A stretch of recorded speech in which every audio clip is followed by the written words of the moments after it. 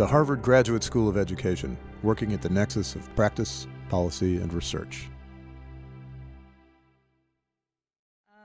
The sort of points that we want to raise in today's session really, I think, can be summarized in this, which was the subtitle, if you like, of our title. We're in a time of mass migration. We have a huge amount of migration worldwide, not just in the US. And juggling multiple identities is a challenge for vulnerable young newcomers and the host community alike. And the questions that we will be trying to address this evening are: how can educators facilitate positive management of both these rich and these daunting opportunities? And what are the risks involved for all concerned? Now, our speakers, we had in fact 4 speakers, but unfortunately, Fayez Magal was unwell and was unable to join us. But I will read a short summary of some of the things he's going to say in the session. But the 3 speakers who are here, Liav Orgad, raise your hand, yes, Jocelyn Stanton, and Geraldine Mandy. And I will introduce them in more detail before they do their presentations. Now, the format will be that they will give short presentations of about 10 minutes, and then we will have a kind of chat discussion, like a roundtable discussion on the panel, hopefully provocative and lively, and then we'll open up for the last 20 minutes or so to the audience for you to contribute and ask questions and say provocative things, complain, object, whatever. And if you're going to speak there, we will ask you to come to the microphones to speak at the microphone, and it will be helpful if you do that to say who you are. This is the event is being recorded for archive purposes, and so it's important that we capture everything that's said on the AV. Now, the purpose of the forum, as I indicated, was to be summarized in those 3 points I put up earlier.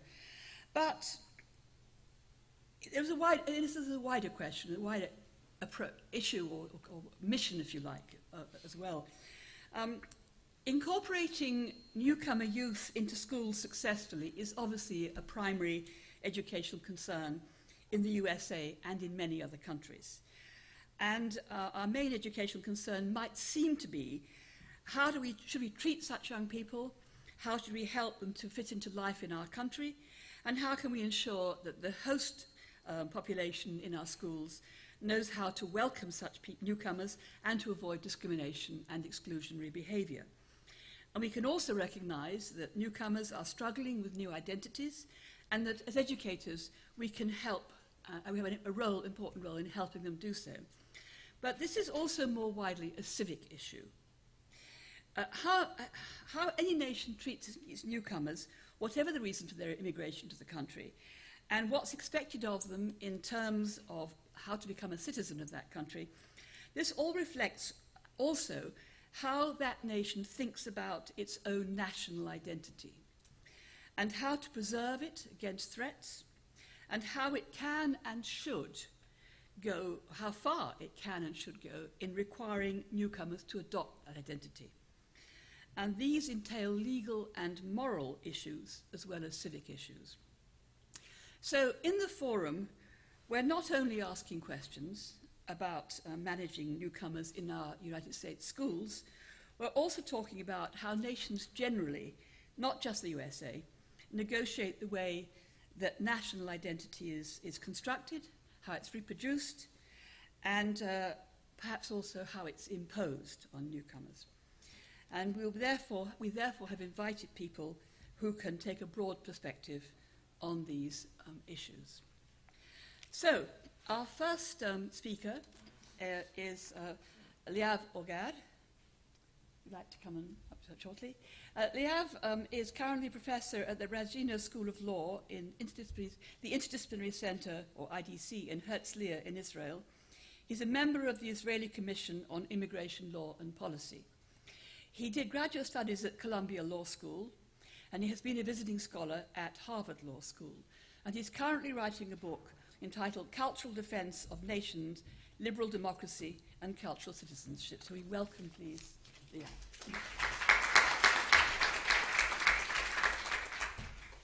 Can you hear me? Okay, thank you, Ellen, for the kind introduction. It is often said... Sorry, would you move me off just a minute? Yeah, I think you have to move. Oh, yes. Oh, right. no, it's fine. So it is often said that immigration poses a threat to national identity, and that preserving national identity is essential to sustaining a society. So from here, some people conclude that we need to educate the immigrant and making them like us. And naturalization requirements, and in particular citizenship tests and integration courses, are a great platform to think of these issues, not only because, and to build on your point, Helen, because they reveal who we think we are, what is our national identity, but also because they demonstrate what we would like other people to think we are, and what kind of nation we would like to be. So in my presentation, my question would be how to educate first-generation immigrants, and I will present 3 case studies from Europe, Germany, the Netherlands, and the UK, and then discuss some implications regarding the United States and show some risks involved in immigrant education. So case number 1. In 2007, the Netherlands has passed a new and a revolutionary citizenship law, which, unlike most other countries, doesn't see citizenship as something that can be gained by learning. It's not like a bar exam that you can learn how to be Dutch. So the Dutch new philosophy is one cannot study to be Dutch, one has to feel Dutch. But then the question becomes, what does it mean to feel Dutch? How can we test it?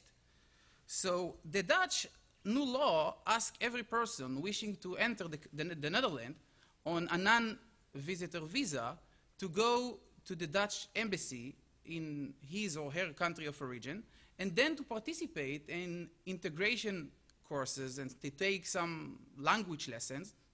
Again, the whole process is taken from abroad. And at the end, to pass 2 tests, which are very difficult tests, about the language, the Dutch language, and the Dutch society. But this is not enough. The applicant must also sign a contract, which is a real contract with the government, that he accepts, again, accepts, he or she, the Dutch values, and will not challenge them while in the country. And at the embassy, the applicant must watch a film, which is the film about the Dutch society, which is a very peculiar film because it's a 1-hour film about the Dutch society and includes many details about the Netherlands, but it also includes detail about the Dutch culture. And while watching the film, the applicant reaction are tested, and you would better like what he sees. It's, again, taking at the embassy. So one of the things there, which was very controversial, and is still very controversial, was it was about a topless woman, teenager, swimming, or homosexual kissing. And there is no exemption for a religious scholar, like a Jewish rabbi, who needs to watch this and at the end sign that he accepts these values and you will not challenge them.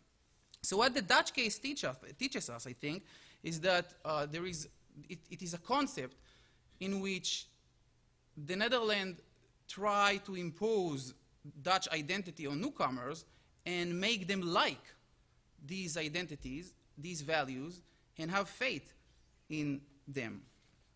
Case number 2, Germany. In 2005, the German state Baden-Württemberg adopted a new policy under which every person asking to become a German citizen must go through a burdensome process of, again, some cultural requirement that one needed to be tested on. So to become German, the applicant, the newcomer, must show loyalty to the German way of life. But what does it mean, German way of life? Nobody really knows. But we can learn about this concept from reading the questions, again, in the citizenship test, the new test in Germany, which asks, basically it's a morality test. It examines the person, the applicant's moral perception and psychological attitude towards sex and sexuality and children education and conversion, freedom of religion. Let me give you just 3 examples out of 30. So there are 30 questions in the test. So it goes like that. Imagine that your adult son comes to you and declares that he is a homosexual and would like to live with another man. How would you react? What is your opinion of the practice that parents force their children to marry? Your spouse would like to dress like other German women or swim naked. Would you try to prevent it? If yes, by which means? Case number 3. In 2004, in the United Kingdom, the Home Office decided that every person asking to become British must prove that he or she has become British. So first, it was necessary to decide what Britishness means. So the Home Office actually established a special committee to investigate the concept of Britishness. What does it mean, British, to be British? And to be British, the committee says, is, and I quote, to respect British institutions, values, beliefs, and traditions. But what are these values and traditions? So again, nobody really knows, but the Home Office because the Home Office has not yet found a solid concept of Britishness, but in 2007, it adopted a new citizenship test, which is the Life in the UK test, that every newcomer must take. So the Life in the UK test is an interesting case. It doesn't ask any questions about British history or British culture. Well, it does ask some questions about culture, but more about the popular culture. And daily, so there are questions about rugby and cricket and the Notting Hill Carnival, or horse racing, or things like that, or how to buy a ticket to the underground. So one of the questions there in the test goes like that. You spill someone's beer in a bar. What usually happens next? But again, this is not enough. In 2010, just a few months ago, the Home Office has adopted a new policy, which is in addition to all these processes. And under this policy, to be British means some British activities. So there are some British behavior that the immigrant must fulfill in the road, in the fate to British citizenship. So there is a new status. This is actually reinventing immigration law, because there is no such a status, at least there was not such a status before, called probationary citizenship. And during the probationary period, the applicant must show a minimum period of time of paying taxes or active participation in the British society. So what these cases teach us? I think that they demonstrate a wide spectrum of option of creating citizens out of immigrant. And what are the implications with regard to the United States? So the United States has no clear citizenship philosophy. I mean, there are some current American law has some naturalization requirement, which you can see here. The applicant must show that he doesn't have any criminal record, and basic knowledge in English, and basic knowledge and understanding of US history and civics. And the most important factor is to be attached to the principle of the Constitution. So it's all about the Constitution. It's a process of, if you want to call it a constitutional conversion. The applicant has to show some, not emotional connection, but some attachment to some principle of the US Constitution. In 1997, the US Commission on Immigration was not satisfied with this situation, and it called for a reform on the concept of creating new Americans. And what it basically said is that we need to rethink the whole idea of how one can become an American citizen. And it recommended some steps that should need to be taken. But these days, the issue is again discussed in Congress. And I think that some of the questions that will probably be discussed is, first, what Americanism means. Is it a kind of, is it a process of integration, assimilation, maybe conformity? If conformity to what values, what culture, whose culture? Second, what is the center of America's citizenship? Is it about the so-called American way of life, maybe the American culture, or maybe the US Constitution? So in Britain, again, they ask a lot of questions about sports, and there is no question about Shakespeare. But think about it. Let's think for a moment. What are if we have to choose three basic values or principles that are so American that we can say that immigrant must share them in order to become an American citizen. And this is not an easy question. And the third question is, what level of attachment we should require from the immigrant? Is it just acceptance of our values, or just knowledge, which is a less tricky level, or maybe identification? They need to show some emotional connection to some values. The process of immigrant education raises some serious risks, and I would like to mention just three of them. So first is the principle of state neutrality. I guess that we don't have to adopt a radical version of state neutrality in order to conclude that there are some things that states should be left out of this discussion. So consider the British question about spilling a beer in a bar. So let me just mention the answers.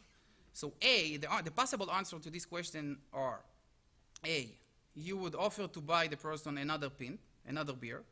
B, you would offer to dry his wet shirt with your own. And C, you may need to prepare for a fight in the car park. Do you know what the right answer is? Take a guess. A. So there is a right answer to this question, and the right answer is A, even though one may choose B and ask what is morally or legally wrong with this answer. But my point is more fundamental. My point is, why is the British government interested in private interaction in a bar? This is something that, as long as the activity, the reaction to such an act is legal, should be left to the private sphere. I'm finishing. Second is cultural coercion. I think that another risk is the Kantian distinction between respect and obey and adhere or identified with. And so the former are legal commitment, and the latter are moral obligations. And I think that only the first should be involved in the process of immigrant education, which is more about the law. We should educate them what is lawful or unlawful, and not to ask for some identification. And the third concern is ideological exclusion, which I believe that some integration courses, at least in Europe, undermine the value and the importance of principle of diversity and multiculturalism, because they impose one identity of one dominant group, and they create an image of a one-to-one correlation between the state culture and the majority culture, which are not the same. So just to conclude, immigrants, we all know, are not coming alone. They travel with their culture and identity and dress code and language and attitude towards sex and sexuality. And the great challenge here is, how can nation state preserve their national culture and at the same time refrain from violating the same values they seek to protect? Thank you.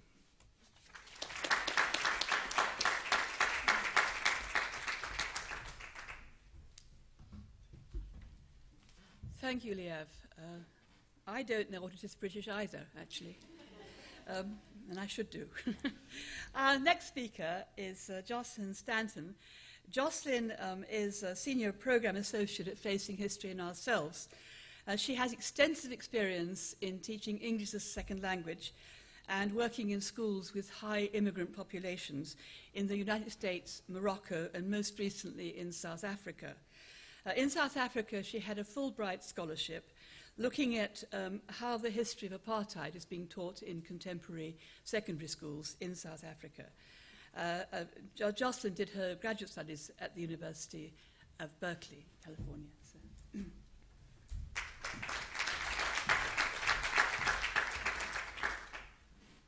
Thanks for having me. How do I switch this back? Thanks. So I see some familiar faces in the room, and I want to just acknowledge that I'm taking us from a very global, interesting government perspective to a very local, one classroom perspective. And I know many of you could probably be up here doing this talk as well, because many of you are teaching the same students that I've taught in the same cities that I've taught in. And so I'm just representing all of you. So thanks for having me. My experiences are really as a teacher trying to help my students, and all my students, juggle their identity development. Adolescents, as we know, are going through many different identity crises, no matter where they come from and how long they've been in our schools and in our country. And this is not a new phenomenon for newcomers. It's not a new phenomenon for adolescents. In addition, I think our country has always been a country of changing identities. And it's not new that we have immigrants coming to this country, and it's not new that we're struggling to figure out what to do about it and how to integrate and how to understand each other. I think when we emphasize the newness, it becomes scary and different. But I think it's important to realize that our country has always struggled and questioned and celebrated issues around membership. And who gets membership keeps changing, but the fact that we keep having these questions is really a consistent a theme of our country since we started. I mean, that's really where we were born, so I want to just kind of acknowledge that. But with that said, I do think that teachers have some particular strategies and can use different strategies to kind of address the issues in their classrooms and with their students, and especially with newcomers who definitely have often extra challenges and extra identities to juggle. I was thinking just about students, and I'm just going to share some anecdotes because that's really, I think, the most powerful perspective, is to think about students and what they're going through. And I think about a student that I had in San Francisco from El Salvador, and he came to me at age 18. He was living with a brother who was probably 20.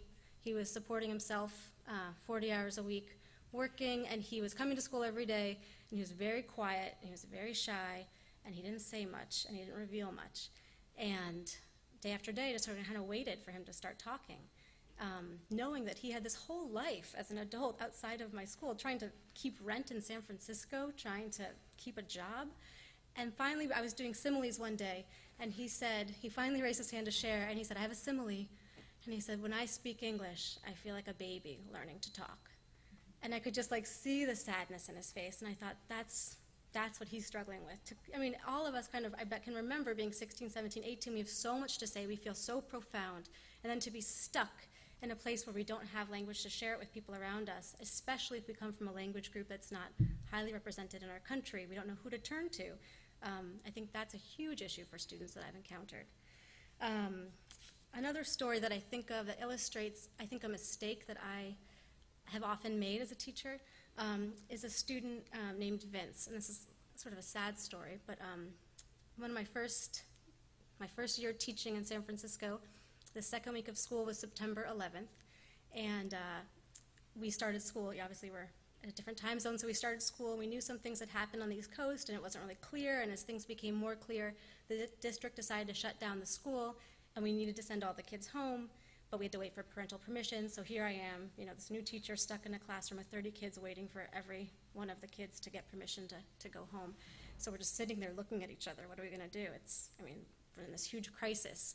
And this one kid kind of comes up to me, and he just had arrived 2 weeks before from the Philippines. And he said, Miss Stanton, I need to talk to you. I said, okay, Vince, Vince, talk. He said, Miss Stanton, I know who did this. I said, you don't know who did this. It's okay. You don't know no one knows who did this. He said, no, I know who did this. I said, you don't know who did this, and I know it's scary, and I know it's hard, but I promise you don't know who did this. And he said, I do. I know who did this, and we left to escape this, and they've already found us.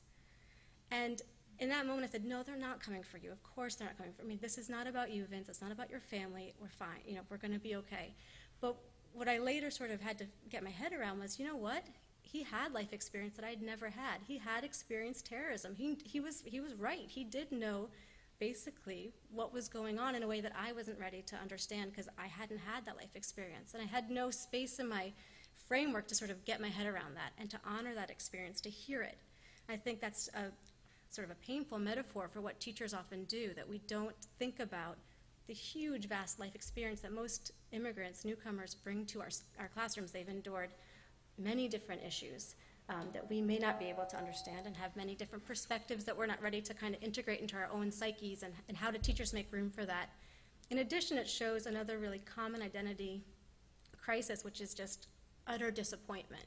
many students have come to this country thinking they're going to escape things in their past, things, family strife, poor education, poverty, violence, and they get here and they're like, wait a minute, this isn't that different. Some things are better, but I'm seeing a lot of the same things.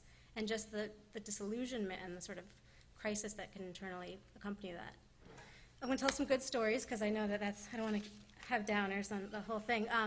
I think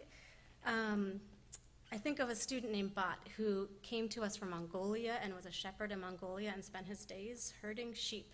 And because of some teachers kind of noticed he sort of perked up in biology class, even though he was still kind of trying to figure out the vocabulary, they kept feeding him new activities, and as he would stay after school to do more lab experiments, they kept doing different things with him, and just sort of noticed that, you know what, A, he didn't have much to do after school, and B, he seemed kind of interested. And he became this amazing scientist. He's now getting a PhD in San Francisco State. And when I did an activity with my students about identity, and we took empty picture frames and framed the parts of ourselves that we thought were most American, he framed his brain. And he said, I never knew I had this until I got here. And just thinking of the power of teachers kind of realizing that something was growing and letting him explore it.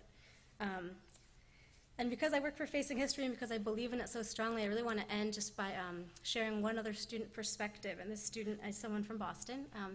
And he, I think what Facing History does in classrooms really well is it gives students language to understand their identity development and their life and their communities. And how do I make choices, and who am I, and what's this world around me, and how do I make sense of it?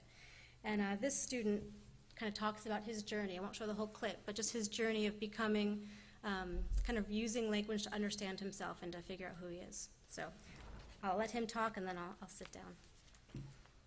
All right.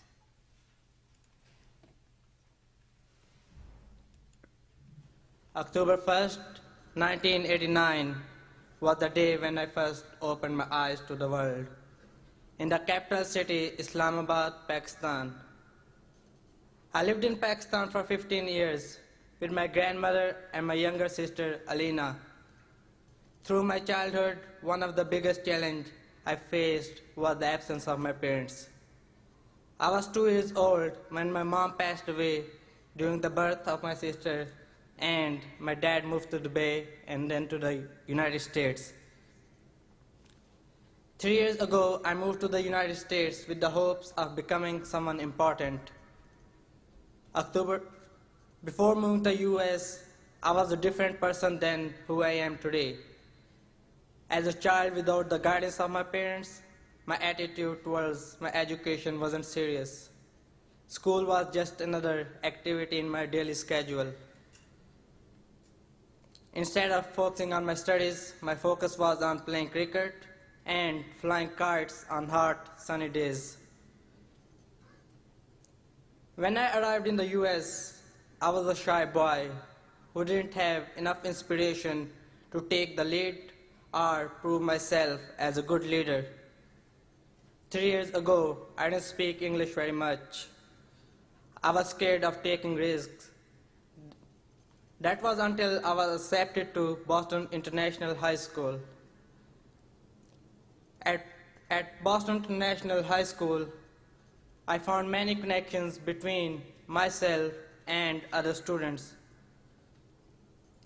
During my first year at Boston International High School, I was introduced to Facing History and Ourselves classes by my teacher at the time, Miss Bell.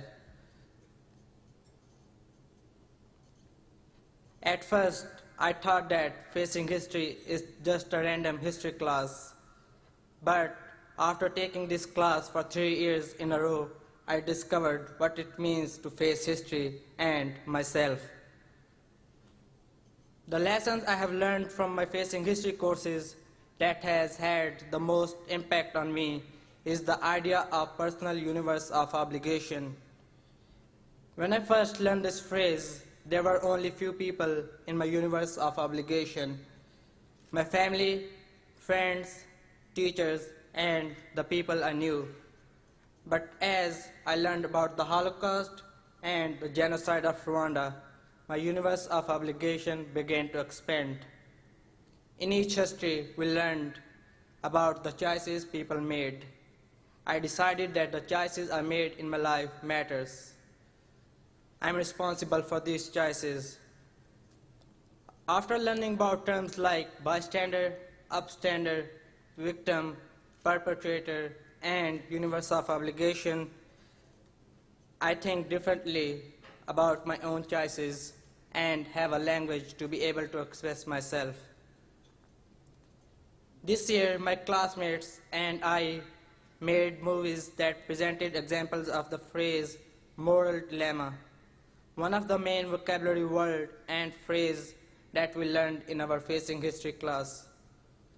In the movie that I made, the moral dilemma I addressed was the question of whether or not I was obligated to include Pakistan in my universe of obligation.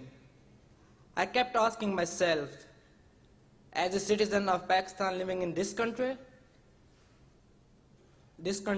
obligated to my country of origin, as fighting and chaos erupted in Pakistan and I saw and heard about it in the news, I wondered if I should include Pakistan in my universe of obligation.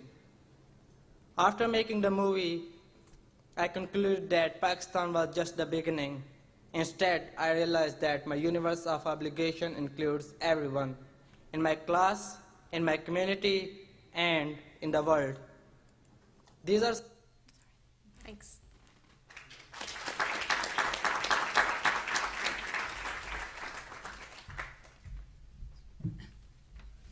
Thank you, Jocelyn. Well, we now move to our third speaker, who is in many ways an example of the kind of things that Jocelyn is describing. Geraldine Mandé is now a student at Brandeis, but she comes from the Democratic Republic of the Congo, which she left at the age of 16.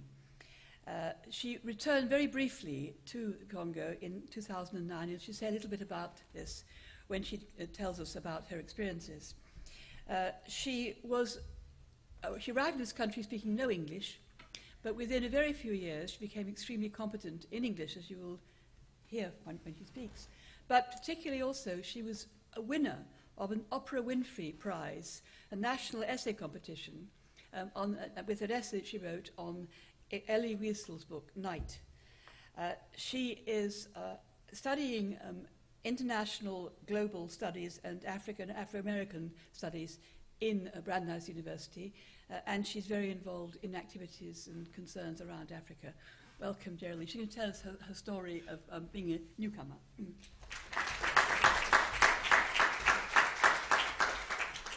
Good evening. I'm just going to read you my story. My name is Geraldine Mandé, a junior at Brandeis University, double majoring in African and Afro-American Studies and International Global Studies with a minor in French. I plan to pursue my master's after finishing at Brandeis, possibly in business with an international focus. I am also very interested in humanitarian intervention in third world countries. I was born and grew up in the Democratic Republic of the Congo, one of Africa's most war-torn countries, until age 16. Thereafter, my family moved to Cameroon for a short while, as the American embassy was closed in the Congo. We had hopes of saving up enough to make it to the United States. In 2004, we finally were able to make the move, settling in Brookline. Before I moved to the United States in 2004, the US represented everything to me. My mother, my aunts, my cousins, and my uncles all lived in the US. If you're familiar with the African culture, we tend to focus a lot on extended family. For my parents, we had to leave the Congo no matter what. They felt that we could have a better education and future. They were even ready to risk their own lives to make it happen. Looking at pictures my mother would send back to us in the Congo, I was dying with the envy to go to the US. Even the buildings and colors seemed to glow with freedom and opportunity. When 9/11 happened, my family was shocked and scared that something had happened to our family in America and that it might be sent back, because the people who had attacked the buildings were not Americans. What would this mean for America's nation of immigrants? I have always envisioned using my education to one day help my brothers and sisters in Africa. and believe constructing better societies culminates in applying the tenets of hard work and careful planning. Through growing up abroad, I was fortunate enough to learn 3 languages fluently: French, English, and Lingala. Life in the Congo was a bittersweet experience. While I was instilled the values of disciplined work at a young age, there was a great struggle of my people that required such determination. Life changes quickly when war and disease threaten the general well-being of a nation. In Congo, studying my classes was countered by watching my city die. Hunger meant something truly horrifying, and government-enforced curfew kept citizens on edge. Hospitals were always lacking, and when people were injured, presented great challenge.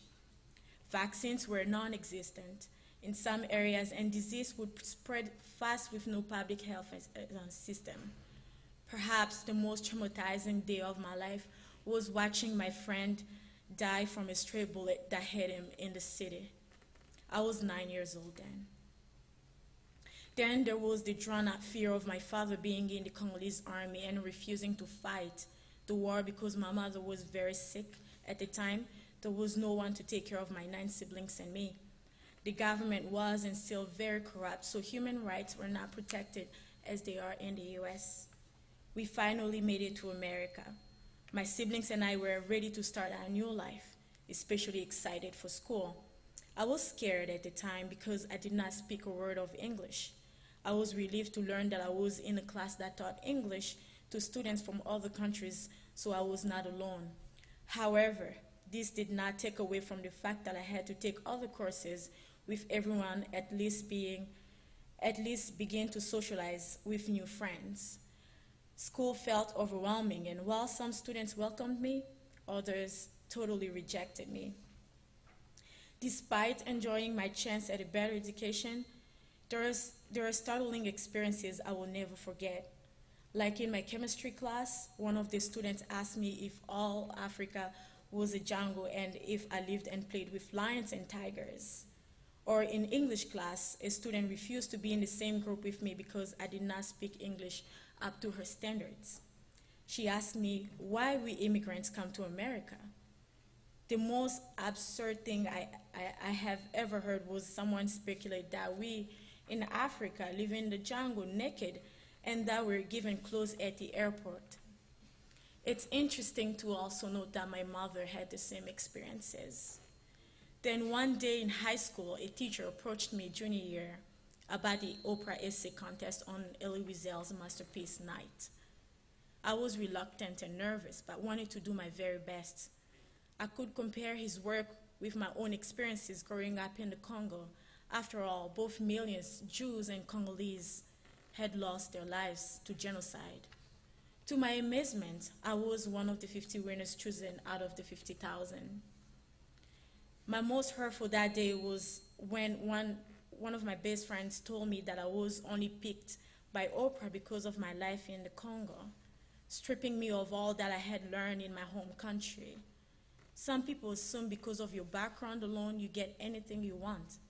If they only knew the struggle my people made to find a life here in the US, and the price so many immigrants pay trying to survive in the US, leaving places like the Congo. If they only knew moments like the day I watched my friends die.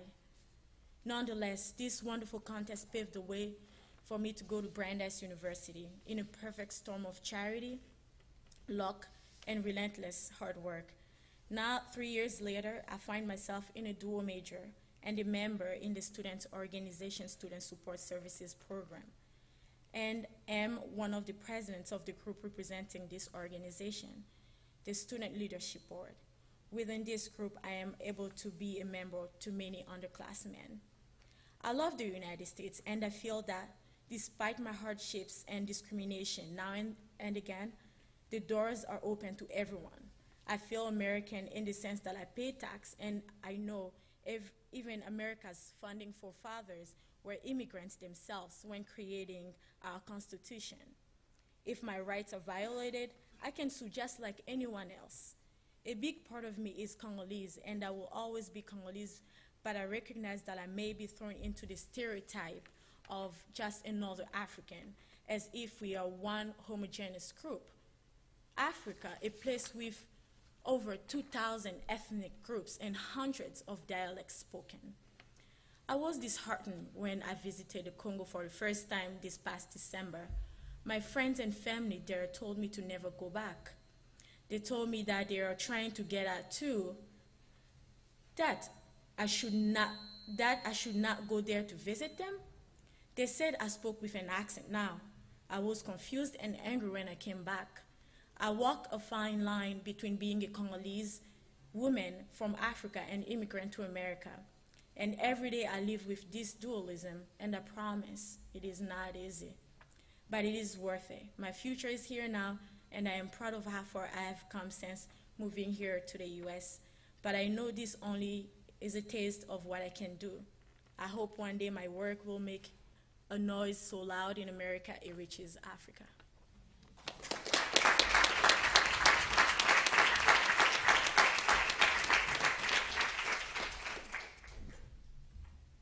Well, thank you very much, Geraldine. I find Geraldine's story enormously uplifting. I'm sure all of you do.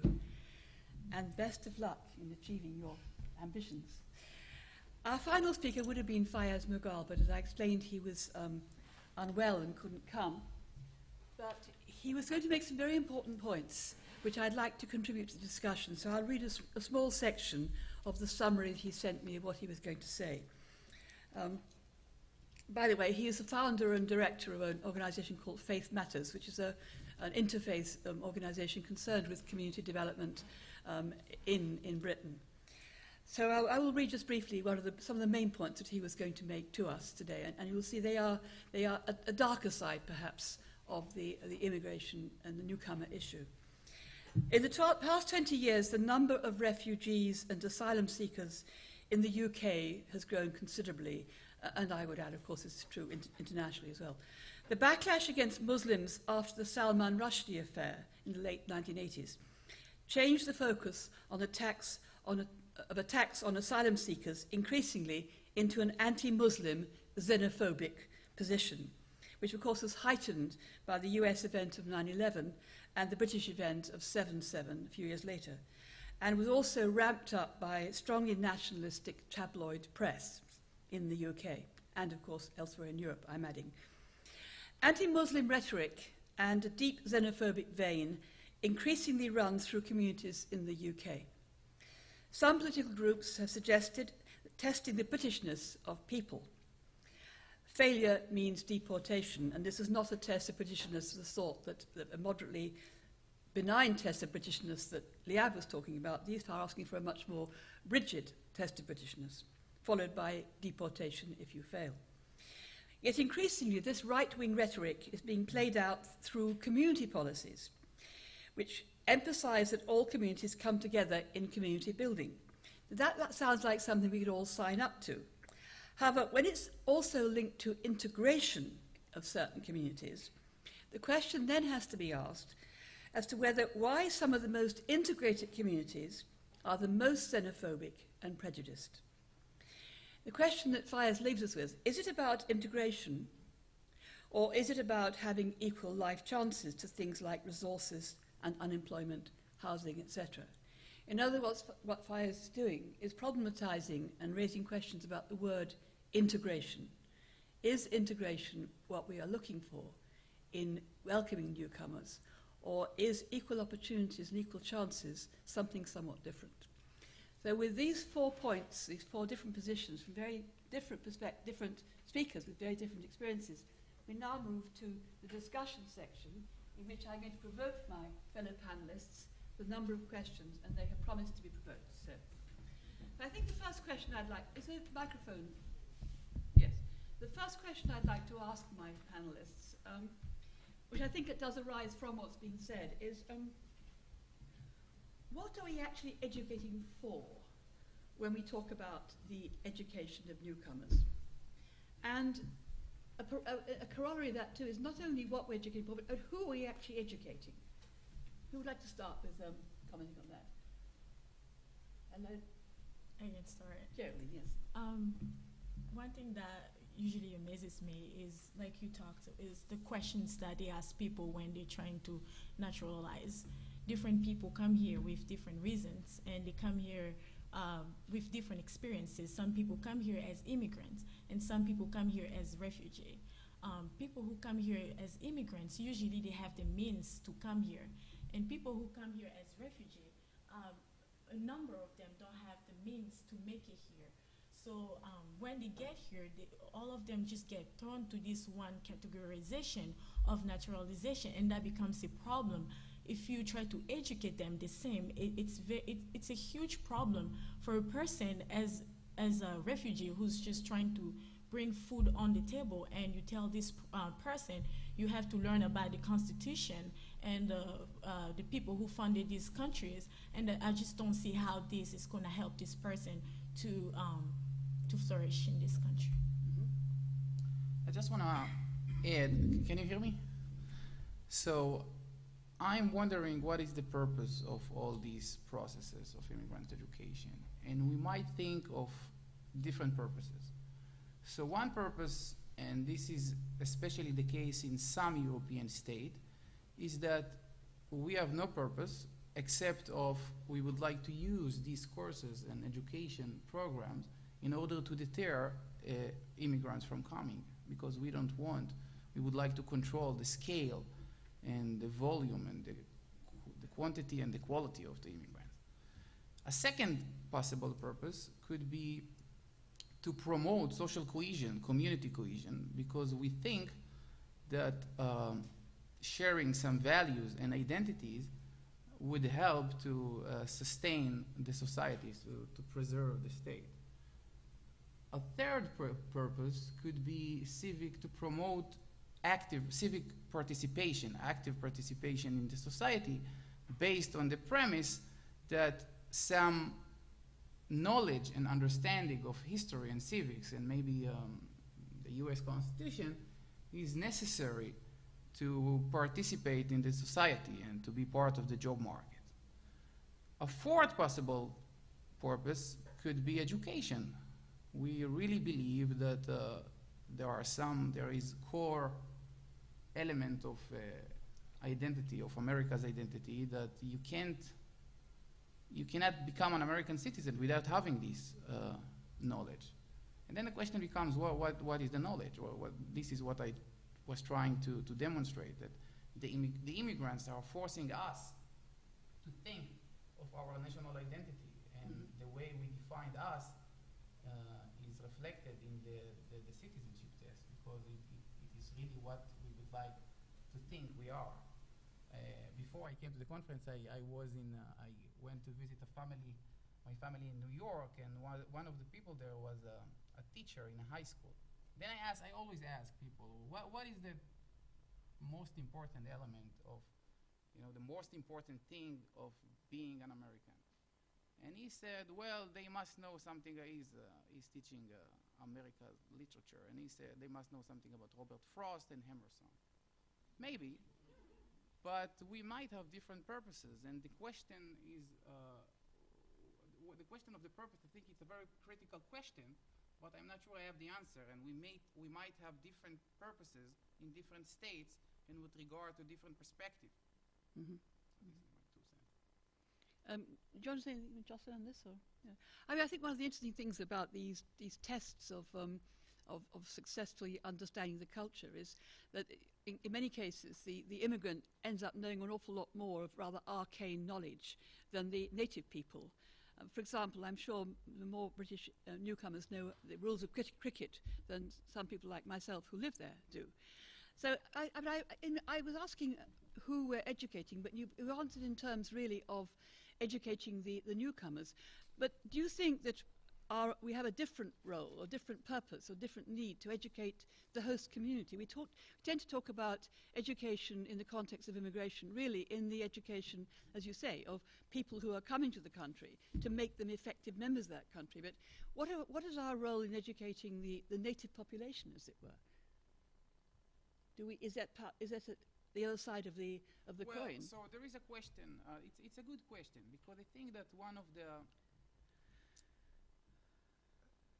one possible justification for the citizenship test exists when we ask the newcomers to know what we already know. So it's a substitute for education, right? We have said that the native they were born here and educated here, and the immigrants were not. And this is the reason that why we're asking them all these questions. But I agree with you that most of the natives, and we can see some survey on this issue, they don't know these questions. They don't know the answer to these questions. So in Germany, they ask some questions about Kant and symphonies of Beethoven.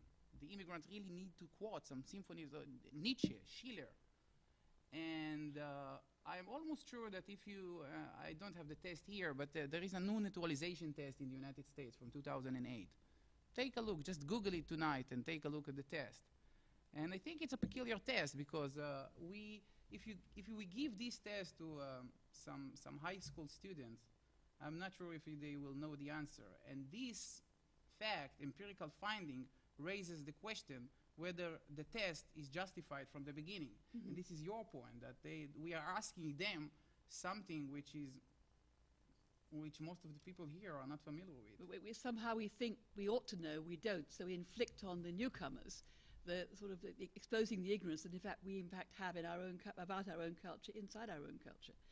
I suppose I was also asking, though, it's something that comes up in Geraldine's point, and also in what Jocelyn was saying, that the people who are receiving newcomers, the native population, surely they need to learn something also, not about their own country, but to learn something about how to manage immigration, how to manage newcomers, because we surely need to educate our young people to be open to a much more diverse and complex society than perhaps they expected to grow up with. Do you have any thoughts on that? I would mainly reiterate my point that I think so much of this is students learning the history of our country. I mean, to learn this isn't a new phenomenon, that immigration has consistently been a huge part of our American identity, I think does wonders to sort of dispel the idea that this is new and scary and is going to threaten us. In fact, it would threaten us if it stopped. It would completely change what our country has become. So I think absolutely that students who have lived in this country for some time need as much education. I think a lot of issues is membership and thinking of ideas of we and they, and who am I excluding and why am I excluding them and who am I stereotyping and why am I thinking of them in this way. I think our students need to really slow down and think about how they're treating groups in their communities and in their classrooms, and anyone needs to do that. We have a lot of pretty quick stereotypes in this country. When someone has an accent, we don't often wait patiently to understand what they're trying to say, students and adults alike, and even slowing students down to think about that, and what am I doing, and what's that about, and why am I excluding that person from communicating with me? Why don't I care what they have to say? Those little things are huge in a high school classroom. Well, my experience, I had a great experience being at Brookline High School. I had wonderful teachers, and one of the teachers is actually Jocelyn Friends, and they both worked for Facing History. So I had a wonderful experience. They all knew that I came from the Congo, and they helped me when I needed help with my essays. They stayed 10 minutes after class explaining me, or my chemistry class, they even for an hour. And I just think that teachers could make a difference, and if they could also tell the students, this is a newcomer and you guys need to welcome her or him, that would make a difference.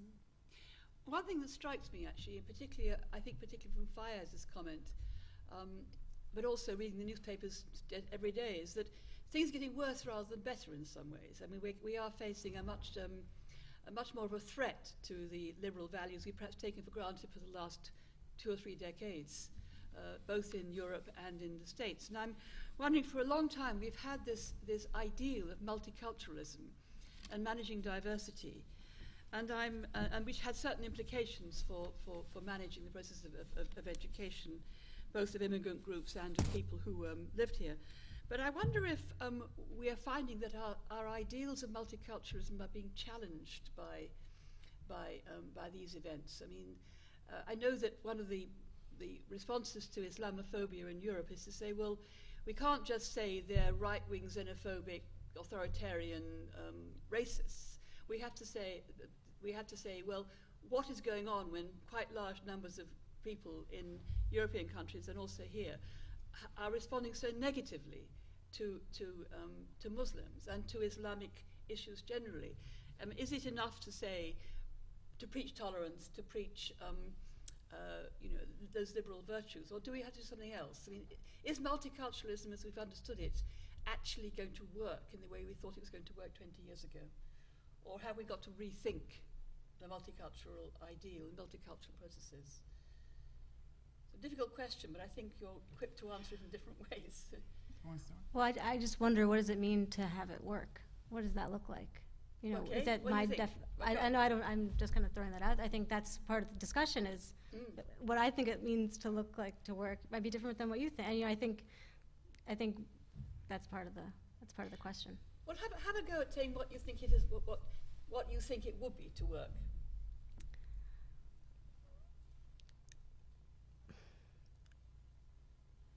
Well, let me think. I mean, I feel like I'm just going to keep repeating myself if I keep talking about history, but That's okay. give me a minute. Let me. Can I add Yes, something? yeah, John, yes. I think there is an interesting point here, because you see, these old process of citizenship tests and courses and integration courses, they force us to think of what is an American, what does it mean to be Dutch, but they also force us to define and to identify what does it mean, what does it to be a non-Dutch values or un-American. So in a way, un-Dutch is defined some like all these Muslim practices, but I think it's also un-Dutch to exclude them, because the principle of diversity and multiculturalism is a Dutch value. So if you would like to be Dutch or to be British, then you have to respect diversity and multiculturalism. And the point here is that you have to choose either to tolerate, in a way, illiberal practices of these communities, or, and this is my view, to turn into illiberal means in order to liberate the illiberal.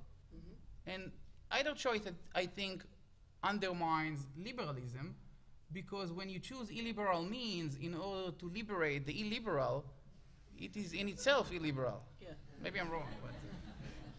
So for you, multiculturalism is recognizing the paradox of liberalism, is it? That's right. And living with it. That's right. I would support more room for multiculturalism and diversity and cultural diversity, and not to have this image of one people, one group, one language, one dress code, culture, and because people are not the same. Yes, one of the things that I think you are a lawyer, and so you're asking a question from what we should be doing from a legal point of view. But I'm also interested that what Fayez is talking about in summary I read, and I think what other people have hinted at, is that when we are encountering people who are, in your sense, illiberal from whatever perspective, they are actually scared. I mean, this kind of fear of even if it's heightened by the tabloid press, which it certainly is, there is a deep fear that people have, and telling people they ought to be nice Dutchmen or nice Brits or whatever, or nice Americans, doesn't necessarily overcome the problem of people's deep anxieties that lead to these xenophobic responses. But what is the source of these anxieties? I mean, what they are afraid of. So I agree that if there is a threat to liberal values, to the very basic liberal idea, then it might be more justified to use these courses and tests. But is this really the issue here? I mean, take the Dutch case, for example. So they have the sexual openness and nudism and homosexuality and as the Dutch values. But is it really the core of liberalism to protect these values anyway, anyhow, without no exemption? So I would say that yes, I agree, we need to protect liberal values and to educate immigrants to share these values. But first, I'm not sure that this is the case, at least in Europe, that they are protecting liberalism. And second, I would say that even within the liberal discourse, liberalism also, or at least should allow a person to choose not to be liberal. So as long as the person's behavior is legal and democratic, there is no obligation to be liberal, I think. an interesting question. Do you want to contribute? Come back to that, Jocelyn, now. I mean, I think there are a lot of tensions when you allow basic freedoms. I mean, it's not easy. None of this stuff is easy, and of course, we can't expect that we're going to agree with everyone's values in our country. I mean, it would make freedom of religion, freedom of expression completely like a moot point.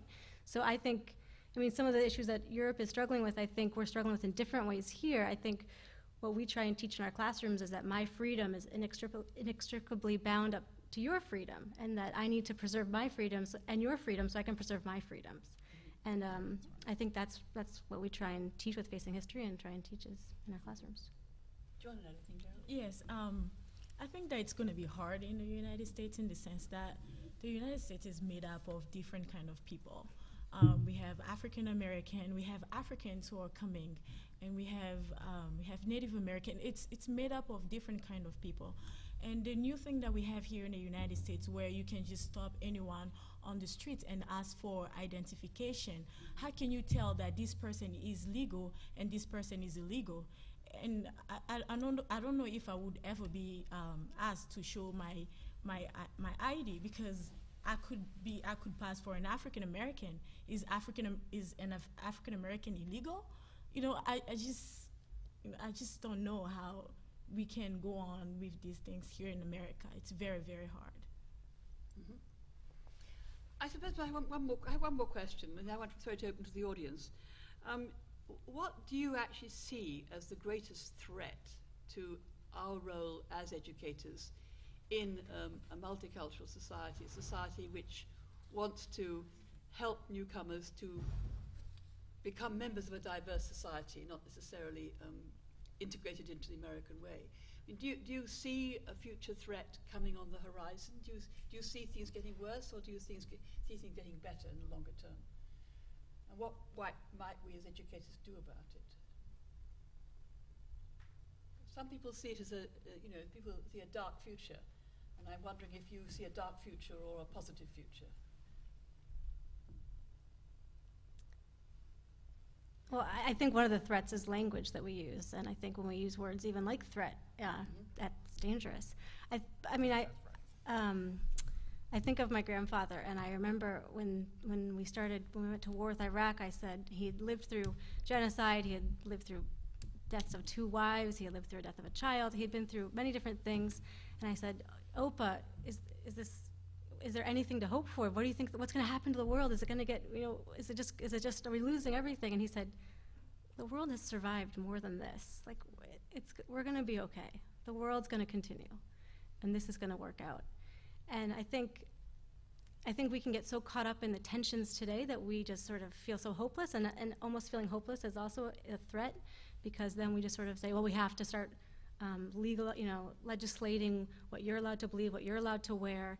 And I think it's dangerous. I think we need to have a bigger perspective and realize that this is a long-standing part of our country, speaking in American terms, and it's not easy. It's not an easy place to be, but it's never boring.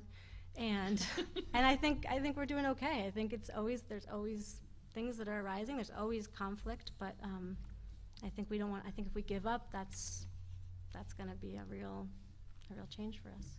Are you doing okay, Geraldine? I don't have anything to add. Don't add to that. Are you doing okay? Yeah, well, I just agree that with your point about the language, we should better use a different terminology, and I would say a challenge instead of threat. Okay. But I think that when you read all these books in Europe, Europe Last Day, or When Europe Slept, Huntington Cultural Clash. So I would say that we should first ask ourselves what exactly we're afraid of, and then based on that to discuss whether there is a threat, what kind of threat, what is the the severeness of the threat, and what are the legitimate and illegitimate means in order to cope with this so-called threat. I think, of course, we've got different meanings of the word threat here. When the books you're talking about, the title of threat there is the perceived threat of some other. When I was using the word threat, I meant the threat to liberal values and tolerance and a multicultural society, not the threat of some people out there who were perceived mythically or otherwise to be a threat to culture. I think it's time to bring it over to the audience. I think I hope you've been stimulated by this. If you'd like to come to the microphone, if you'd like to say who you are, if it's relevant where you come from, and we can either take individual questions and respond to them, or we can take a selection of questions and then respond collectively to them. Who'd like to start? Hello. Okay. My name is Sam Kim. I'm a grad student here at the Harvard Graduate School of Education. My background, I'm from Germany. I know I don't look German. My parents are from Korea, so I'm an immigrant, second generation. One of the things that was striking to me is maybe there's a need to differentiate between what kind of immigrants we're talking about, because there's a very different experience between immigrants who come from different parts of the country to Germany. So the experience of Turkish immigrants versus Korean immigrants is very different. Turkish and? Turkish immigrants. And Korean immigrants. Korean. It's very different. For example, the citizenship test is, you don't have to take it if you have gone through German school. So if you have gone through German school, you don't have to take it and you can become a German citizen. There are other factors as well that you need to consider. Also, if you are a second generation and you were born in Germany of immigrants, then you can, after 8 years living in Germany, become a German citizen. In talking about the issue of multiculturalism, and as educators, us being here at the Harvard Graduate School of Education, I'm just wondering in how much we prepare as well teachers. It's one thing to talk about this, but in terms of practicality, what do we actually do here in a school like this in order to prepare our teachers? I was a middle school teacher in Dorchester, and I taught Latin American immigrants. And I was wondering myself, what in my teacher preparation, what did I learn about how to deal with these kind of issues? And this may be a kind of provocative, but I think a forum like this, as good as it is not enough. We need more. And perhaps we could maybe have a discussion about what can we do actually practically to help newcomers. Thank you. Thank you very much. Do you want to comment, or should I move to the next person, perhaps? Yeah? Do you want to go there? Next person, yes, come, yes, next person, please. Yes. I have a question that maybe all. Who are you? Oh, sorry. My name is Ryan Gilbert. I'm a local college guy from the UMass school system. I am interested in, for all three maybe of the speakers to comment, but especially the young lady on the end, and to all the teachers in the crowd, this probably gets you thinking, like as the gentleman was just saying. Teachers have an inherent advantage when we talk about shaping the future, creating a vision of, I'll use the phrase that my friend in the middle said, social cohesion. It's a very interesting phrase that you guys had started to talk about. And the inherent advantage teachers have, of course, is you're working with the youth. You're working with people anywhere from college age to high school age to middle school age and younger, but especially middle school and high school that we know every student to some degree has these identity crisis, let alone being an immigrant or lacking the language or the nationality or understanding of the culture or different religions of where they live. They already, just from their age alone, are at this this very difficult time in their life. And so what I wonder, and what I think is important for everybody to consider, is how to take advantage of kind of that fire inside the youth that you had kind of brought to light in so many of your anecdotes. That Geraldine, what you had said, that single day in your life, what really that could have made or broke how you had spent the next few years of your future was that teacher approaching you. So teachers have a role where they can fill in the gaps of dealing with social issues and social justice that these students may not be getting in their families, especially immigrant families where the parents themselves are probably struggling just as much as the students. So I wonder how we can take advantage, and what your thoughts are on how to take advantage of the energy and that major identity crisis that is in so many high school students nationwide, especially, I'm speaking especially to the immigrant high school population, because I myself run a nonprofit working with inner city youth around Massachusetts, and I find that the biggest thing that draws them together is being so hungry for knowing about the difficulties of their culture. And maybe a Dominican boy doesn't, know so much coming here at a young age as Dominican and wanting to know more, or recently coming here from the Dominican, not knowing about other Latin American nationalities and their struggles. But eventually, I see all these different kids from so many different backgrounds quickly uniting. I see example of this social cohesion you guys talked about earlier. And so I wonder, what could we do practically, pragmatically in our schools to go ahead and maybe after school workshops or different things we can do to go ahead and take advantage of that? Because everything I think we're hoping for dealing with immigrant issues, we can capitalize on so much, especially in a country like the United States. And instead of letting it turn into a struggle and the challenge of dealing with, immigration, let it be the fortunate, this precious chance we have for, I guess, diversity and really human social capital. Thank you, Ryan. I think we'll save up. So you asked a very good question. I think we'll save it up so that you can answer this with other questions as well at the end. You had a question, did you? Yes. I think it kind of goes along. Sorry, who are you? Samuel. I'm here at the Graduate School of Education master's student. And I guess I kind of even question the word educated help, immigrant, as they come to this country. What does that mean? I think as soon as we use the word a need to educate or a need to help, we're assuming, I think, a relationship that is one directional and that is kind of one above the other.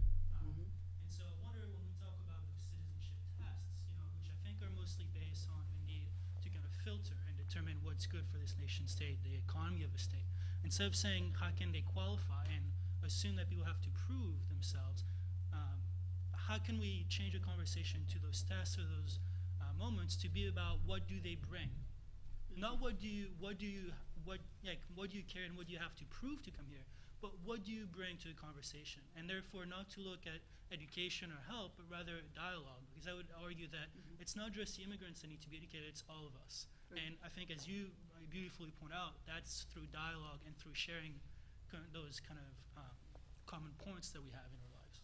Thank you, Sam. You had a question, yes. Hi, my name is Alice. I'm from Zambia. I'm a master's student here. So I also had a very interesting immigration experience, which and the person who was here to the United States and the person who was interviewing me actually asked really inappropriate sexual questions, which I wondered then after that if that happened to other immigrants as well, and if that is a general thing, or maybe even just a little bit if they use their position of power to kind of get other information. But anyway, my question is kind of piggybacking on some other comments people have mentioned about how do you address the local person who, if I am an American, even in South Africa about 2 years ago, there was xenophobia riots there. If I am a local South African, I'm an American, I'm struggling in my own country, and then you come and you are getting these jobs that I can get, or you're going to these schools that I can go to. How do you address that individual or that family on that level? Does that make sense? Yeah, that's my question. Thank you. Thank you. Adam? Hi, Adam Strom from Facing History. One of the things I've been thinking about is just how when the rhetoric is so inflamed, how can we help as educators help kids make sense of what's going on in the languages? We talked about it, and Fiaz mentioned it in his remarks. What they're seeing in a newspaper literally on the way to school, that the parents are going to share in the tube or on the subway. And so how do you help kids who are going to school every day make sense of it? And I'm talking about kids who are the subject of the controversy, as well as kind of kids who are in that host society, because the language is there and it's so easily ducked. And when it's ducked, it just continues as if it's accepted. So I'm interested in how do we take these opportunities? Okay, thank you, Adam. You have to speak.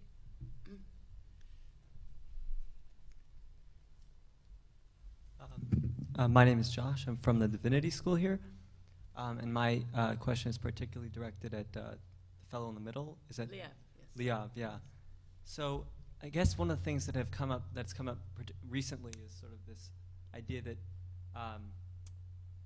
that we shouldn't use words like threat, or we should try to stay away from words like threat and maybe use words like challenge, or words that are less sort of troublesome. But the thing that I think about actually is the possibility of there being a threat, right? And I guess what my mind goes to is actually thinking about Israel, which is where you work and where you're from. It seems to me that that's a liberal society, or at least historically, it's been a liberal society, and it's having to deal with major, a lot of questions, a lot of people coming and asking, people with different illiberal views, giving trouble to it, and there's a major question for me, and at least in a larger discourse of what will happen there, and I wonder if you could, address that.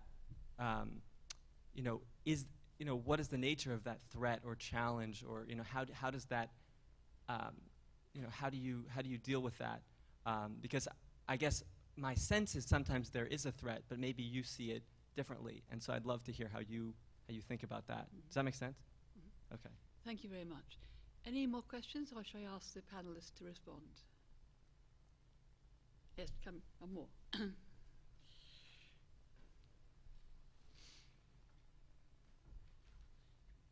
Hi, I'm Sophia. I'm a master's student here at the Grad School of Education. Last week, I went to my first naturalization ceremony. I saw 29 immigrants get naturalized, and the language really struck me that they that they make them repeat, including I'm giving up my allegiance to any foreign prince, and I'm ready to bear arms for the U.S. And it seemed so strong and didn't sound at all like integration to me. It sounded more like this idea of assimilating and conformity.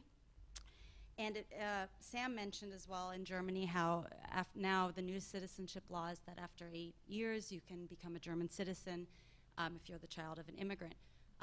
Another aspect of that, though, is that at 23 you have to decide if you have another citizenship which one you want to keep. And in the U.S., my mom is a German citizen. She's been living here for over 30 years. She can't receive American citizenship unless she gives up her German citizenship, which she's not willing to do.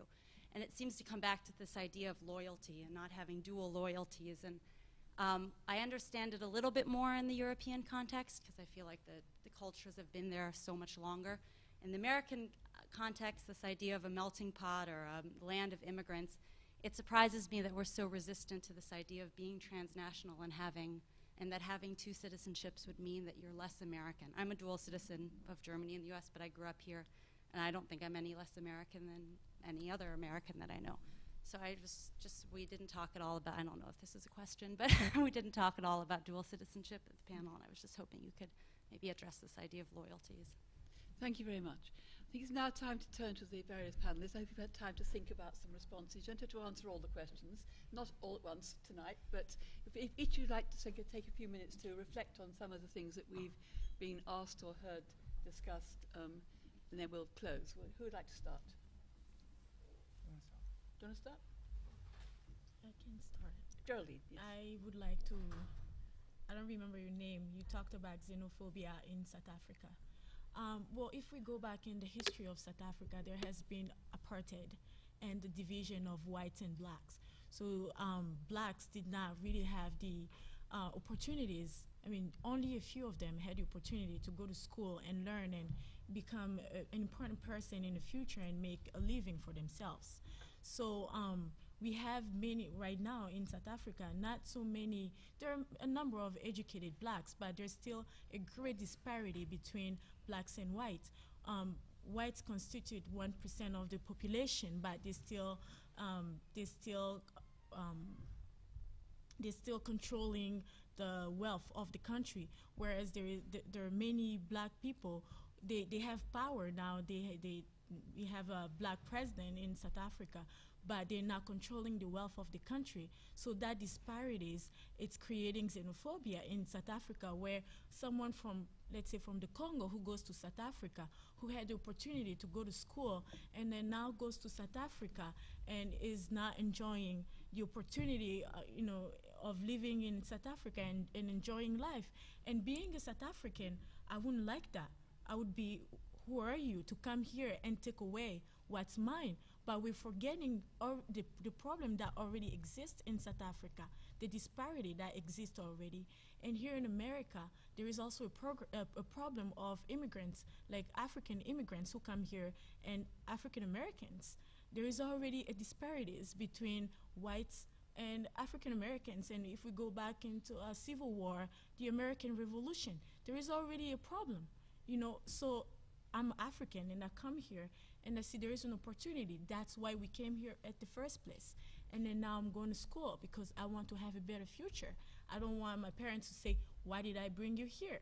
So I'm like, okay, I'm going to stay in the game and, you know, give you a reason to say, this is why I brought my daughter here. So I think we have to go back and look at how the country is already constructed and not to just see this person is taking away what's mine. Thank you, Geraldine. Jocelyn? Sure, I'll comment on the same example because the xenophobic attacks were actually brewing even when I was there just a few months ago. It's still going on. But I think that's a perfect example of where students need to also learn history. And I worked with a teacher who he taught about an hour and a half outside of Cape Town in a very rural township area, and he noticed some sentiment and some violence happening in his community, and he said, wait a minute, do you guys even know these people? First of all, are they taking your jobs? What, you know, all this rhetoric, what is this about? Let's unpack that. And then secondly, let's look at the history of our country.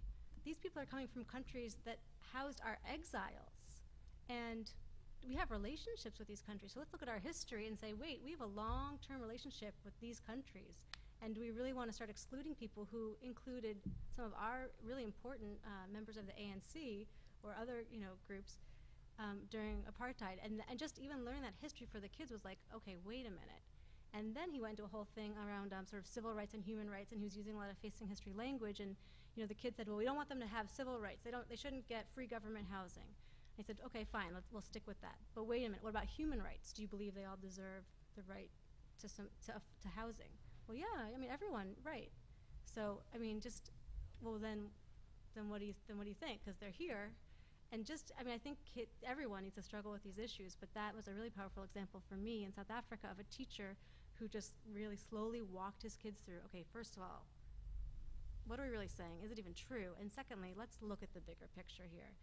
And I mean, it really changed, actually, that community, it completely changed the incidents of violence. I mean, the kids went out and educated community members. They did interviews with different African immigrants and sort of learned their whole story. And, you know, it was just even getting in the room with someone and getting to know their story, I mean, changed the whole conversation. So, I don't know where else to go. An encouraging conclusion. Yeah. Lev? Well, interesting questions. Regarding the melting pot, well, the question here is, what is this pot and I mean, what are we trying to educate for? And at least historically speaking, when I was here at Harvard Law School as a visitor, I read many books, education textbook of immigrants throughout the 20th century. And they are actually not about, if we would like to use the right terminology, of how to educate newcomers. The terminology is how we create good Americans. And this is not a slight difference.